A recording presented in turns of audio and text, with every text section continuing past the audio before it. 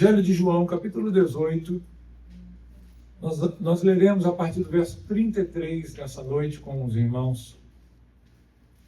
Nós ainda não terminaremos o capítulo hoje, nós veremos ainda o desenvolvimento dessa passagem no próximo domingo, finalizando o capítulo 18, mas hoje nós olharemos a partir do verso 33 até o verso 37.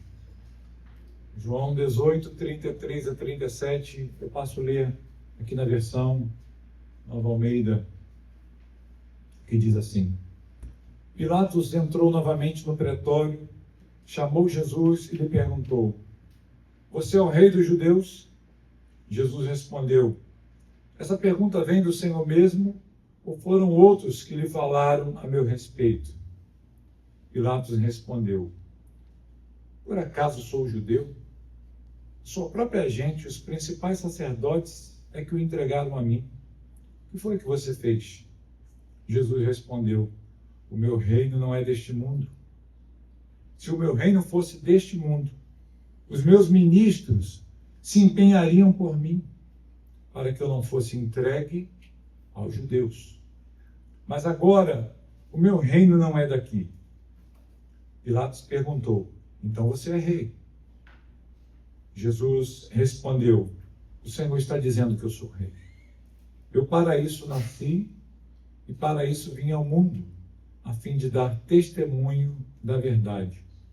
Todo aquele que é da verdade ouve a minha voz. Amém. Vamos pausar por aqui a nossa leitura.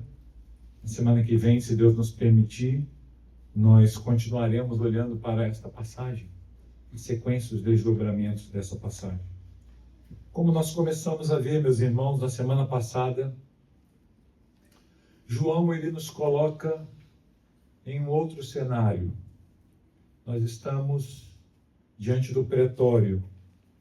Nós estamos diante do local onde o governador ele se hospedava quando estava em Jerusalém.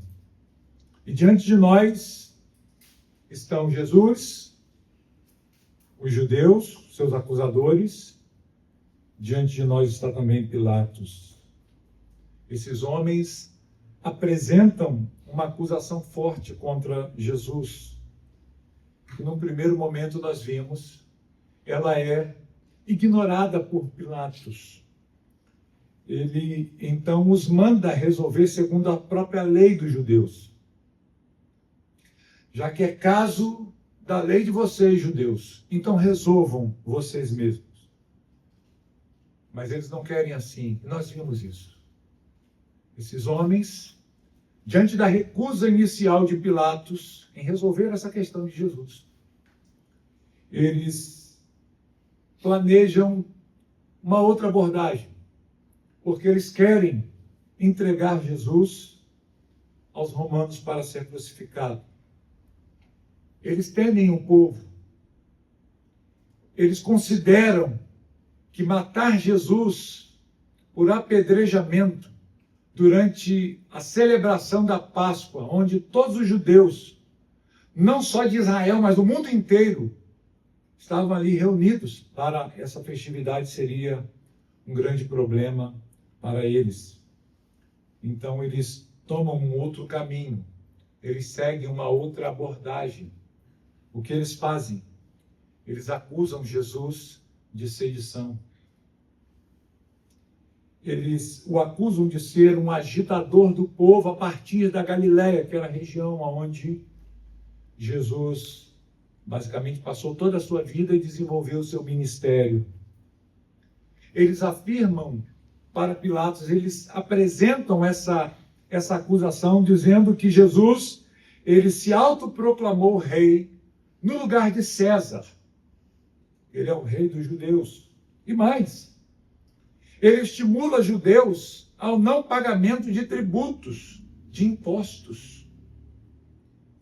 Ele está arregimentando seus servos num levante, numa insurgência contra Roma.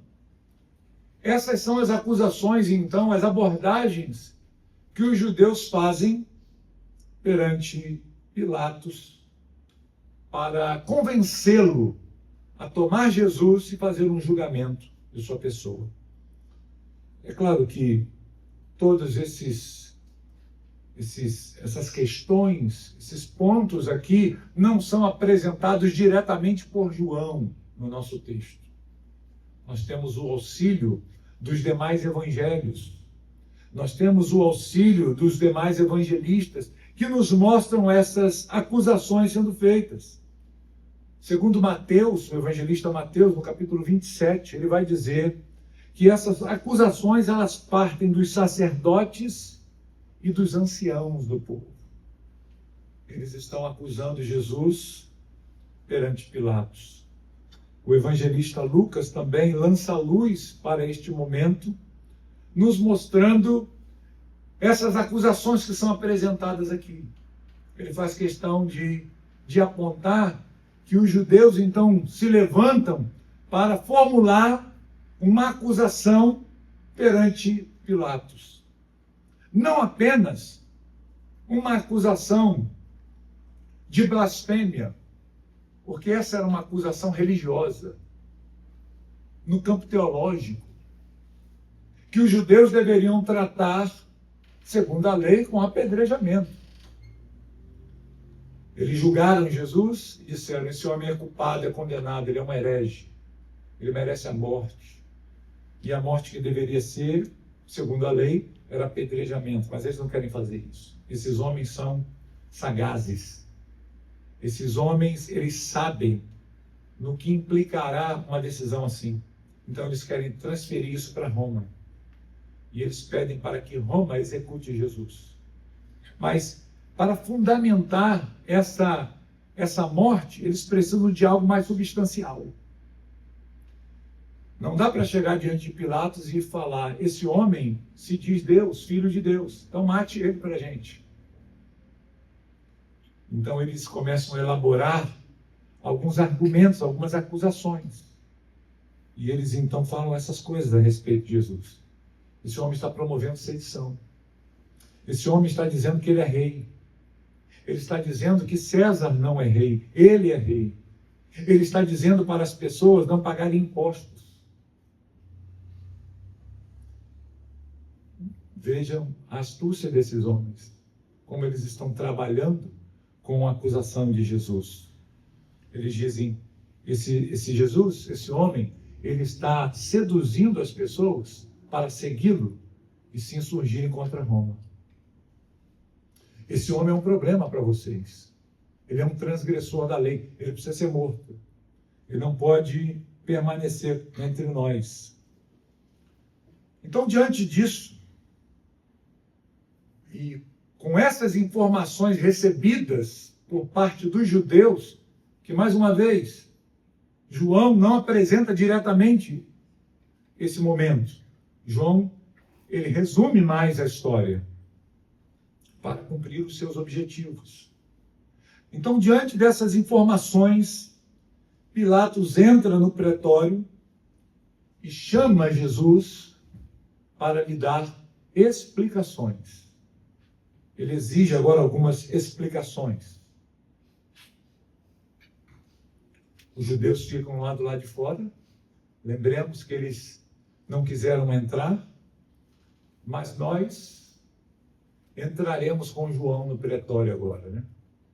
Nós entraremos com Jesus, com Pilatos, com João, através da sua narrativa, e nós veremos o que se passou ali, naquele ambiente. E, curiosamente, aqui para nós ficam algumas perguntas, né? Os judeus estão lá do lado de fora. Pilatos retorna, ele entra para o pretório e ele traz consigo Jesus. E João então conta a história do que aconteceu lá dentro. E aí nós nos perguntamos: como ele soube dessas coisas? Quem contou estas coisas a João? Quem transmitiu esses fatos a João para que ele pudesse registrar aqui em seu evangelho? Quem deu essas informações? João não estava lá. João não estava presente nesse momento. Ele nos leva para esse local. Nós estamos ali com João agora, ao lermos o texto. Mas naquele ambiente de julgamento, nem os judeus estavam, porque eles disseram, se nós entrarmos aí, nós ficaremos imundos.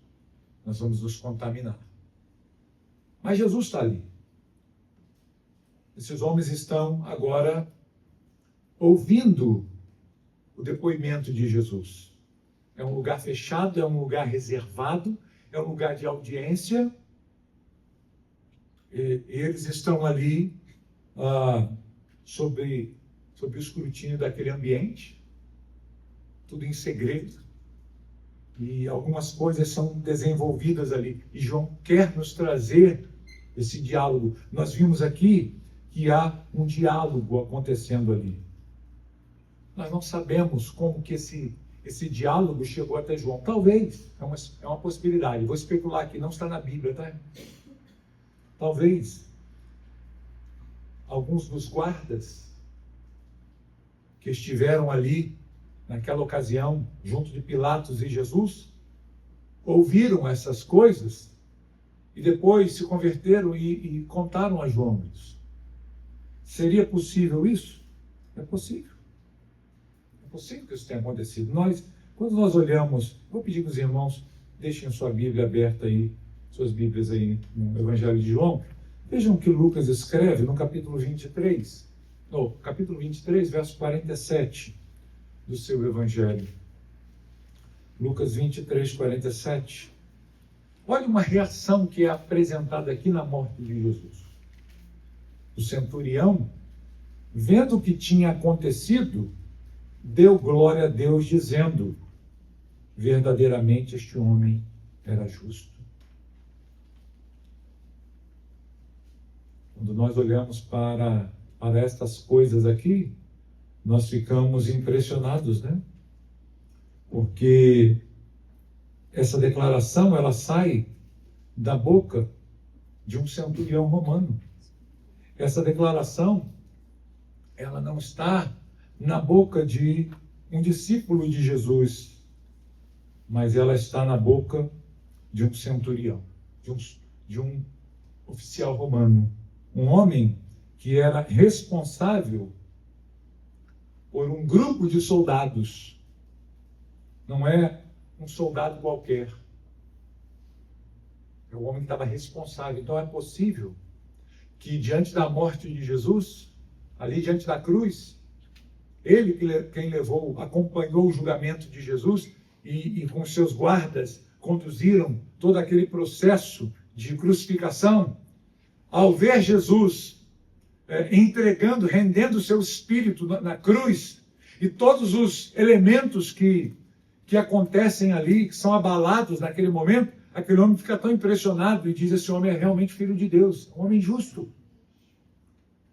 É provável que este homem tenha crido e confessado a fé em Jesus. Pode ser ele a fonte para João dessas coisas aqui.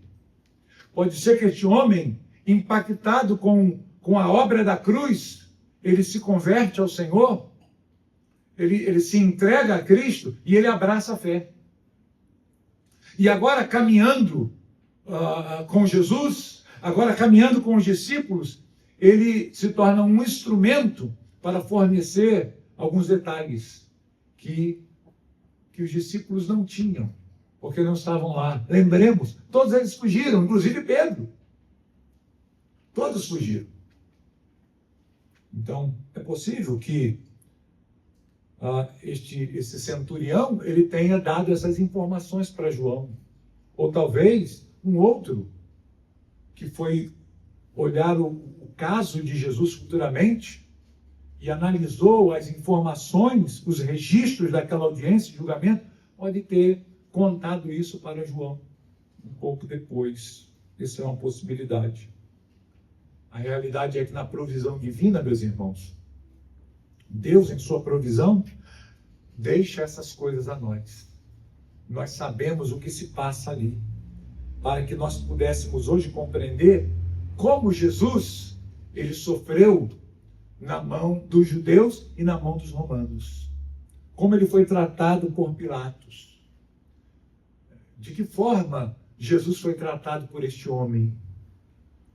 Nós já vimos as ações dos judeus.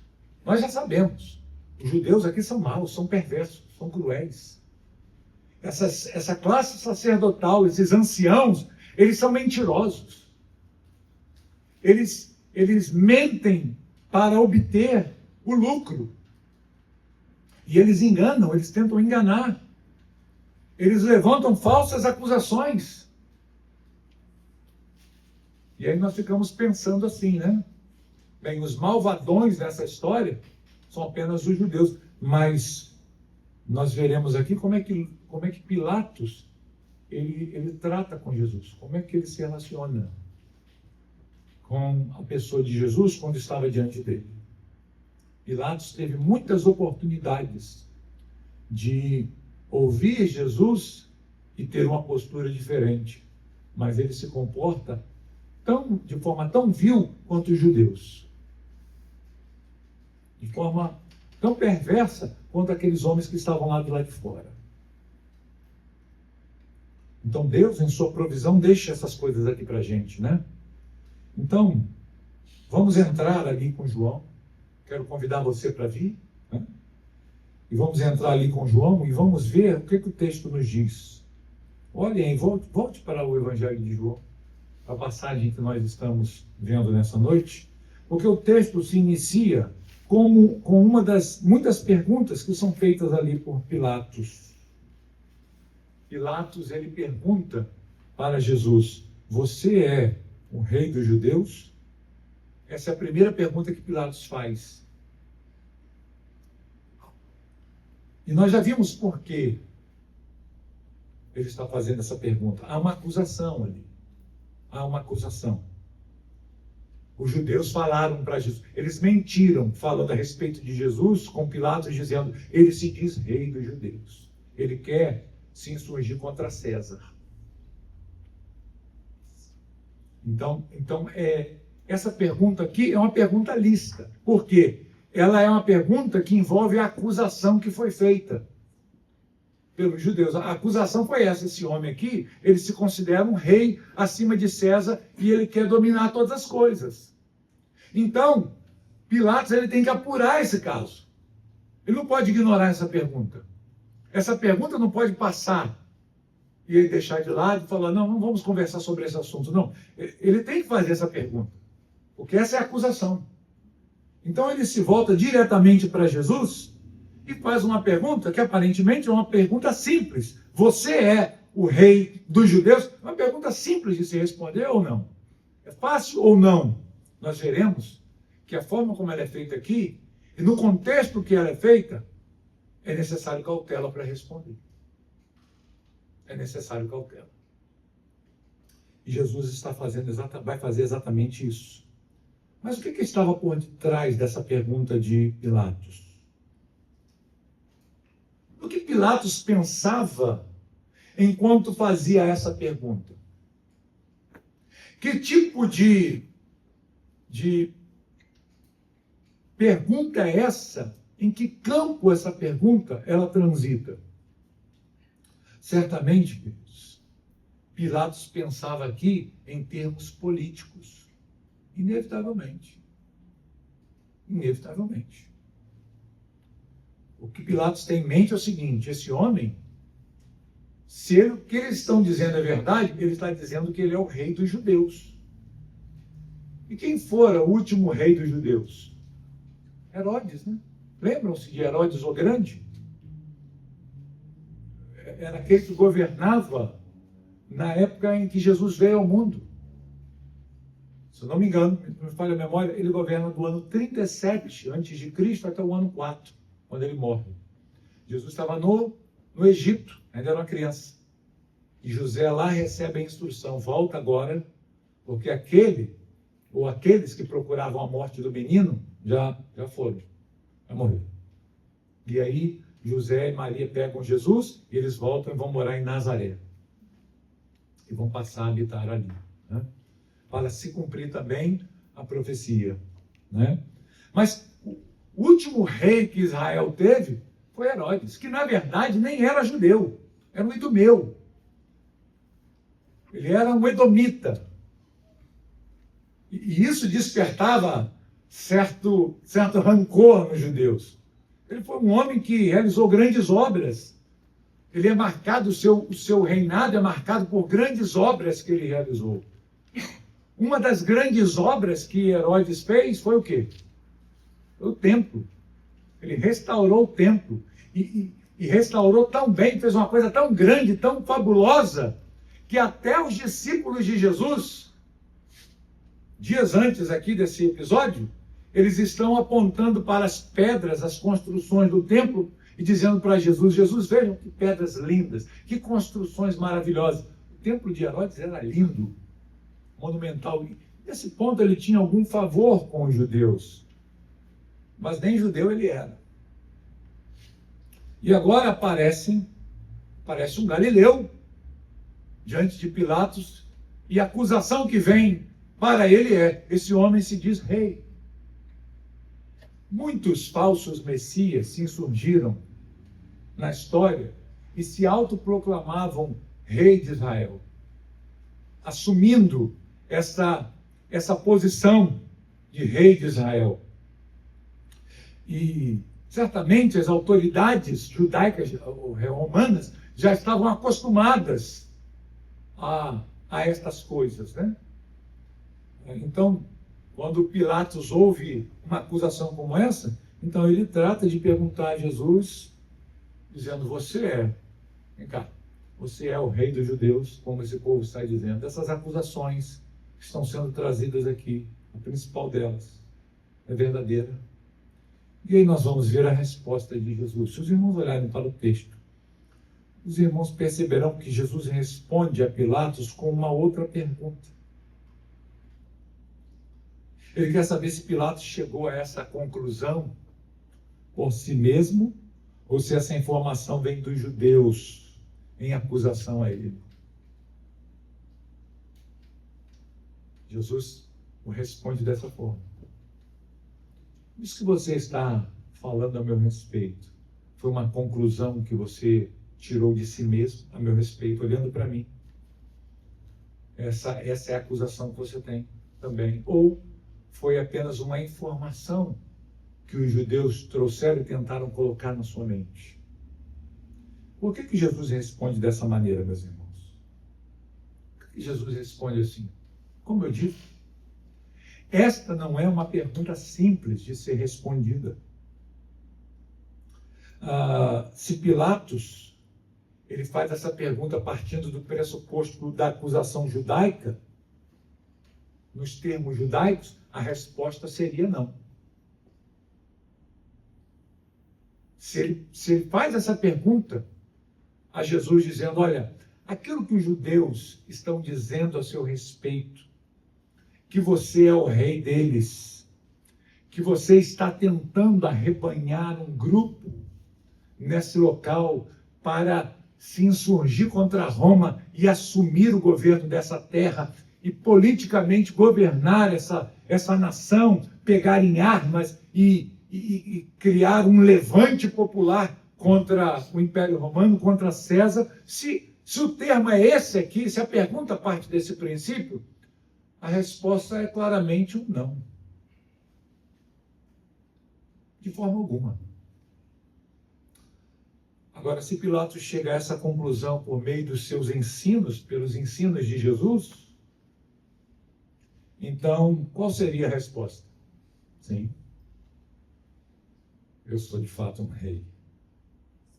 E é por isso que Jesus trabalha com essa declaração. Eu quero saber se aquilo que você está dizendo a meu respeito, se essa conclusão, ela chega por meio dos judeus ou por meio da sua consideração, por sua própria avaliação. Isso desperta, queridos, uma reação em Pilatos.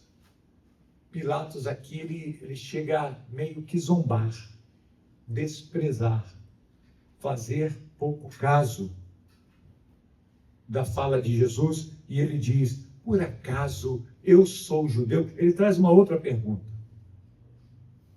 Por acaso eu sou judeu? Aqui, estou preocupado em me envolver com as coisas de vocês. E ele diz: olha, a tua própria gente, o teu próprio povo te entregou a mim. O teu próprio povo se levanta contra você. E aí, ele faz uma outra pergunta. E ele diz: o que foi que você fez? Não é isso que diz o versículo? Se os irmãos olharem aí para o texto, os irmãos verão. O que é que você fez, Jesus? Jesus vai responder no verso 36, que é o verso na sequência, mas ao responder sobre o seu reinado, ele vai responder de forma a considerar algumas realidades desse reino, da natureza do seu reino. Ele não...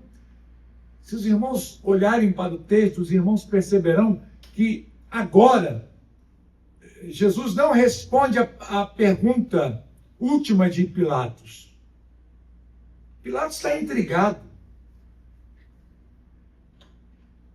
O teu próprio povo te entrega. Alguma coisa você fez. Fala, o que você fez de errado? Conta aí a sua história. Traz a sua versão. E a gente pensa, né, que Jesus agora vai elaborar uma defesa, dizendo: olha, não fiz nada disso, você pode ficar tranquilo, né? Eu nunca tive nada a ver com essa história. Ele não está preocupado com isso. Agora Jesus vai responder aquela primeira pergunta. Jesus responde a primeira pergunta que Pilatos faz a ele: você é o rei dos judeus? E ele vai responder. Mas nessa resposta ele vai mencionar algumas verdades que são importantes a respeito da natureza do seu reino. Ele diz que ele realmente é rei. Só que o seu domínio não é apenas um domínio local. Não é um domínio regional, mas é um domínio universal. É um reinado totalmente diferente. Ele diz: o meu reino não é deste, o meu reino não é daqui. Jesus já havia dito isso anteriormente. Voltem lá em João capítulo 8, no verso 23. João 8, 23. Jesus lhes disse: vocês são daqui de baixo e eu sou lá de cima. Vocês são deste mundo, eu deste mundo não sou. Lembre-se disso, né? Os irmãos compreenderam essa declaração de Jesus? Vocês são dessa terra, vocês são desse mundo. Eu não sou daqui. O meu reino não é daqui. Ele diz: o meu reino não é deste mundo. Porque se fosse deste mundo, ele diz o quê? Os meus ministros se empenhariam por me defender, por me livrar dos... E a gente espera que ele vai falar dos romanos, mas ele fala de quem? Dos judeus. Não é isso? Essa é a resposta que Jesus dá a Pilatos. Se o meu reino fosse desse mundo, certamente os meus ministros, e aqui ele está pensando em quem? Os anjos, os seus servos, eles trabalhariam e impediriam a minha prisão. Eles impediriam que eu fosse entregue aos judeus. Pedro até tentou defender o seu mestre, uma valentia assim, que surgiu um impulso de tirar uma espada e atacar. E ele até é repreendido por Jesus. O que Jesus diz para ele? Guarda a tua espada. Quem lança a mão da espada morre por ela. Guarda a espada. Jesus está consciente de que ele está se entregando. E se ele quisesse, ele poderia chamar miríades de anjos e dar fim a tudo aquilo ali. Mas ele veio ao mundo exatamente para isso. E ele fala claramente para Pilatos essas coisas. Se o meu reino fosse daqui, meus ministros se empenhariam por mim. E ele vai prosseguir. Pilatos, então, havia perguntado para ele: o que você fez? Essa foi a última pergunta que Pilatos havia feito. E ele vai então descrever o que ele estava fazendo. Por que ele estava ali? Jesus não está ali para dar desculpas ou pedir desculpas, clemência a Pilatos e a Roma ou aos judeus. Mas ele está ali debaixo de uma missão. Ele diz que ele nasceu e veio ao mundo para isso, não é isso que diz o texto? Para dar testemunho da verdade. Ele nasceu e veio ao mundo para isso, para dar testemunho da verdade. Aqui Pilatos já sabe, ele realmente é rei. Então você é um rei. É o que Pilatos diz, né? E ele diz sim. É o que você está dizendo.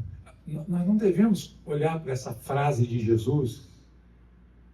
Tu dizes, ou é o que o Senhor está dizendo? Ou o Senhor disse isso? Como se fosse uma forma de Jesus se colocar neutro na história. Como quem diz, olha, eu não farei nada disso, quem está dizendo isso é você. Não é isso. O sentido é realmente o que você acabou de dizer, eu sou rei. Só que um rei diferente dos reis dessa terra. Eu sou rei sobre toda a terra, sobre todas as coisas. O meu objetivo não é pegar em armas e criar aqui um exército para lutar pela paz no campo humano apenas. Não é esse o meu propósito. Eu vim a este mundo, eu vim a este mundo para dar testemunho da verdade, para salvar o homem da sua condição, para testemunhar a respeito da verdade. Ou seja, testemunhar a respeito de tudo aquilo que ele ouviu do Pai. Nós já vimos em algumas passagens atrás, durante essa exposição, Jesus falando sobre isso. Ele diz, tudo que eu falo a vocês, eu falo porque eu ouvi do meu Pai. Tudo que eu ensino direto do Pai. Vejam João 8,38, por gentileza. Olhem para essa passagem. Eu falo das coisas que vi junto de meu Pai. Vocês, porém, fazem o que ouviram do pai de vocês. E aí Jesus depois vai dizer quem é o pai deles, né? O diabo, porque eles vivem na mentira. Jesus veio dar testemunho da verdade. Que verdade é essa aqui que ele está dizendo, né? Eu vim falar daquilo que eu vi do meu pai. Eu estava junto do meu pai. Eu estive sempre com ele. Eu desfrutei eternamente dessa comunhão. E tudo que eu trago, tudo que eu falo a respeito dessas coisas é verdadeiro. Porque o meu testemunho é verdadeiro. Então nós já vimos isso. Se os irmãos olharem um pouco mais adiante no capítulo 12, verso 49, Jesus diz assim, porque eu não falei por mim mesmo, mas o Pai que me enviou, esse me ordenou o que dizer e o que anunciar. Então, notem, queridos, que o testemunho que Jesus está dando é um testemunho ordenado e dado, concedido pelo Pai. Ele está ali para isso, para falar das coisas do Pai, para falar a respeito da redenção que o Pai envia ou enviou ao mundo por meio do Filho. Ele está falando ali, ele está testemunhando a respeito da salvação concedida ao homem, a condição do homem e a forma como Deus providenciou a salvação para esse homem. Então esse é o testemunho que Jesus veio trazer. Ele veio dar a verdade. Ele veio declarar. E tudo que ele declarou a respeito da condição do homem espiritual, do homem é verdadeiro.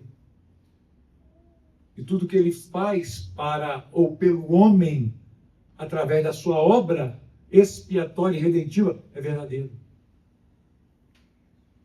E é isso que ele quer que Pilatos saiba. É isso que ele quer, incutidamente de Pilatos, mostrar para ele, olha, o que está acontecendo aqui é fruto do ódio e da rejeição completa desses homens ao próprio Deus.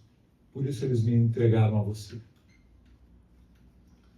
Porque o meu reino não é nos termos que eles estão descrevendo. O meu reino é um reino que não é deste mundo. Eu vim para dar testemunho dessas coisas. Eu vim para dar testemunho da verdade. E ele diz: todo aquele que é da verdade ouve a minha voz. Uma pergunta aqui. Você é da verdade?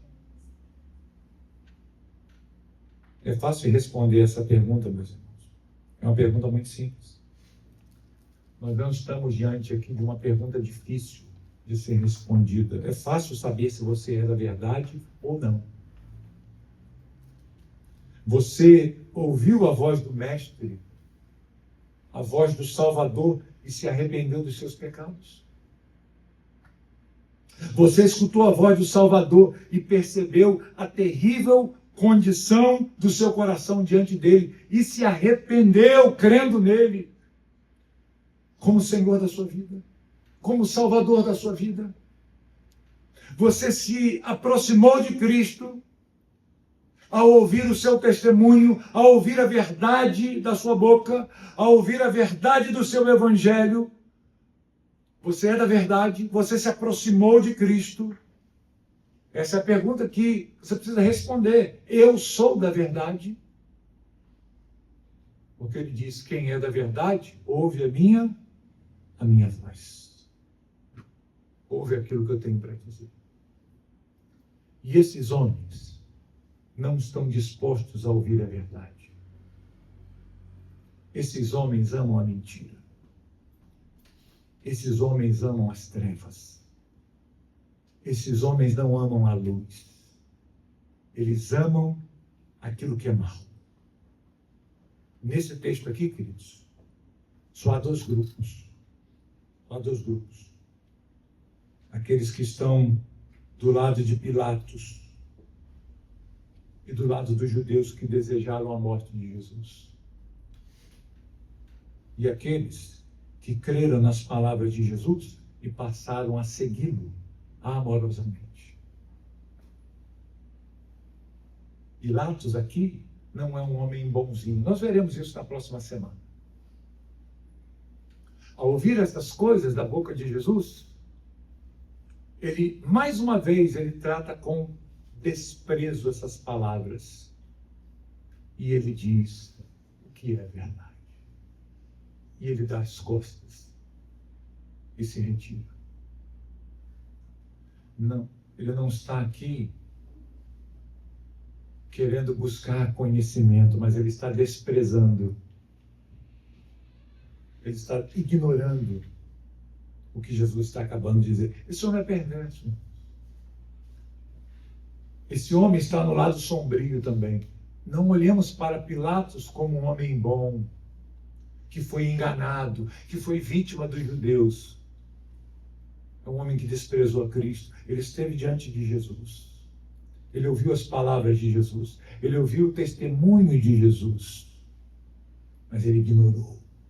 Ele desprezou essas coisas.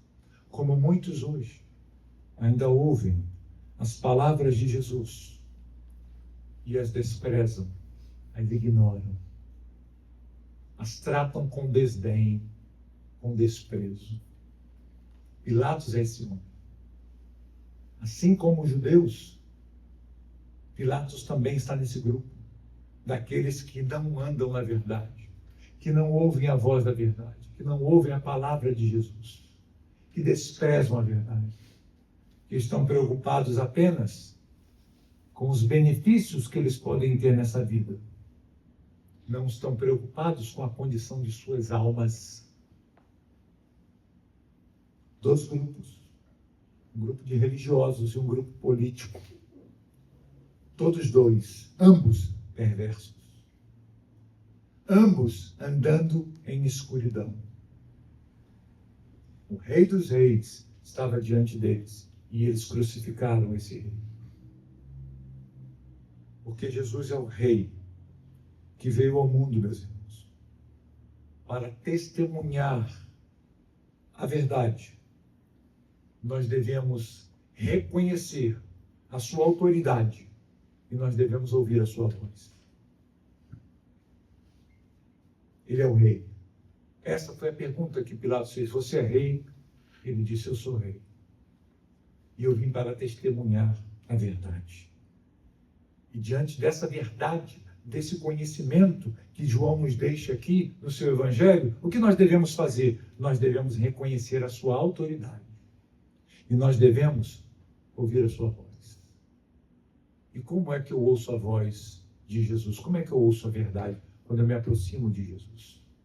Quando eu reconheço nele o meu Salvador, o Senhor da minha vida. Aquele que veio ao mundo para morrer pelos meus pecados.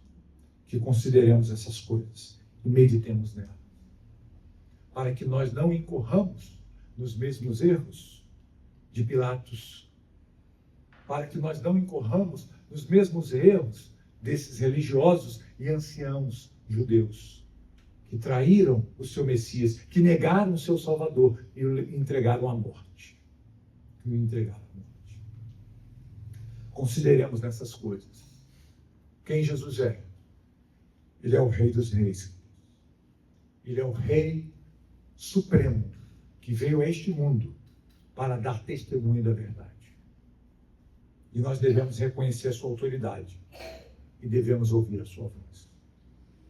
Que Deus possa abrir nossos corações para que possamos reconhecer Jesus como Senhor e Salvador de nossas vidas. Que possamos fazer, caso você não tenha feito ainda, você possa reconhecer Jesus como Senhor e Salvador.